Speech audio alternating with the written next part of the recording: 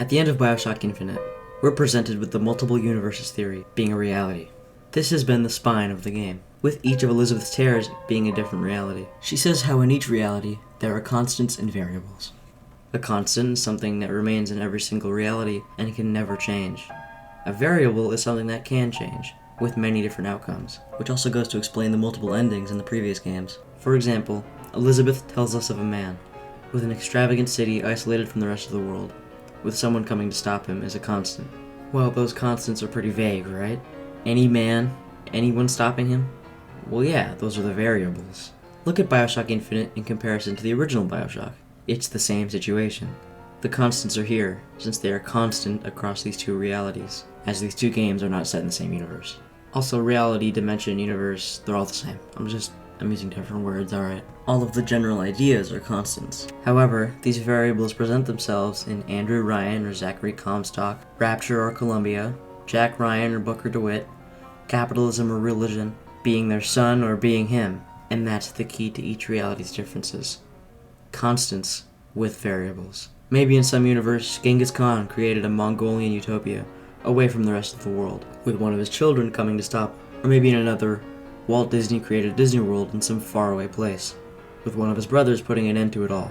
Another constant is Booker DeWitt, about to be baptized. If he isn't, he turns out how we see in the main story. If he is, he becomes Zachary Comstock.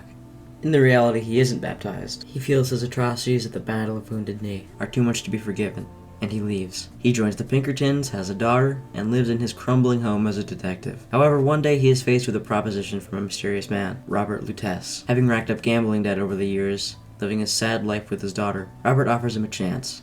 Bring us the girl and wipe away the debt, he says. Booker gives away his daughter, Anna DeWitt, but regrets it. He carves her initials, AD, into his hand, so that he never forgets her. Trying to get her back, he finds her being taken away by Robert Lutece, his female equivalent in another universe, Rosalind Lutece, and Zachary Comstock. He tries to get her back, but he fails. Zachary takes her into this other universe and eventually builds Columbia in this dimension. 20 years later, Booker goes to Columbia, Anna DeWitt becomes Elizabeth Comstock, and Comstock himself ages into the prophet we see in the game. But who is Comstock? Well, in the other reality, the one we got a glimpse of in the alleyway, Booker DeWitt is baptized, and when the priest asks him who he will be reborn as, what name shall you take, my son? he chooses the name Zachary Comstock. He's Zachary Comstock.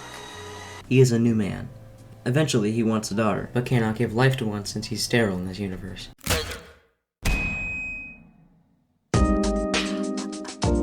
He goes to Rosalind Lutece, and she helps him. They plan to take his daughter in the unbaptized reality, since he is Booker. With the assistance of that reality's Rosalind, who was born male, Robert, they trade the promise of wiping away the debt for Booker's daughter. This is the Comstock we see in the alley, and he takes her away to his reality, with Columbia. Lady Comstock, though, was furious, since she wanted to provide him a child. To prevent the truth of Elizabeth not truly being his own reaching the people of Columbia, Comstock kills her and blames Daisy Fitzroy. Booker, upon learning all of this in the ending, blames it all on himself, on Comstock. He says he wants to go back and kill Comstock as a baby, when he was born. So him and Elizabeth go to that moment when Comstock was created, the baptism, since that moment was the deciding variable to either create him or not. Booker is faced with a bunch of Elizabeths from other universes, all where Comstock took them, since if they hadn't, they wouldn't be Elizabeth Comstock. They'd be Anna DeWitt. He is their constant. But if Comstock is killed before he exists, they can all be happy with Booker, their father, so they drown him, ending Comstock before he can exist. One by one, they all disappear, and none of Columbia happens to them, effectively undoing everything Comstock ever did. No more tears, no more Columbia, and no more Comstock. To clear up some more things, Comstock is very religious since he washed away his sins in a baptism, and he incorporates that into everyone arriving into Columbia, as it's the first thing anybody does. Comstock also killed the Luteces by having Jeremiah Fink sabotage their machine, but he just ends up giving them free reign to travel the multiverse, which is why they're so fucking weird. Elizabeth brings up Booker's nose bleeding, and since that is a common trait amongst people who are dead in other realities, and since Booker just killed Comstock, he is now experiencing that. Booker's motivations to go to Columbia and bring Elizabeth back to New York City are entirely made up. You see, the Luteces grabbed Booker from his reality into theirs that had Columbia, to give him a chance at redemption. But his brain can't comprehend why he's there, so he gives himself fake memories, which is what all that New York stuff was about. And this isn't the first time this has happened, or the second, or the 121st, as 122 Bookers have tried this before. as seen in the heads and tallies. The heads and tails tally. But why did this one succeed? Because Elizabeth from the future gave him and present Elizabeth a way to control the songbird after showing him what would happen if he took her back to New York. This is also the prophecy of Burning Man's bones. Controlling songbird hadn't happened before.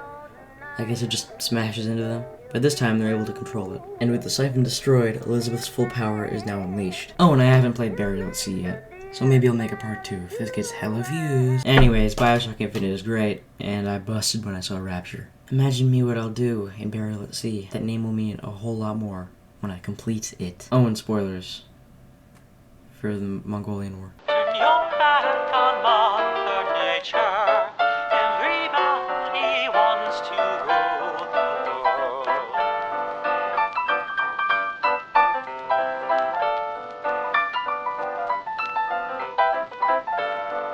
It's my own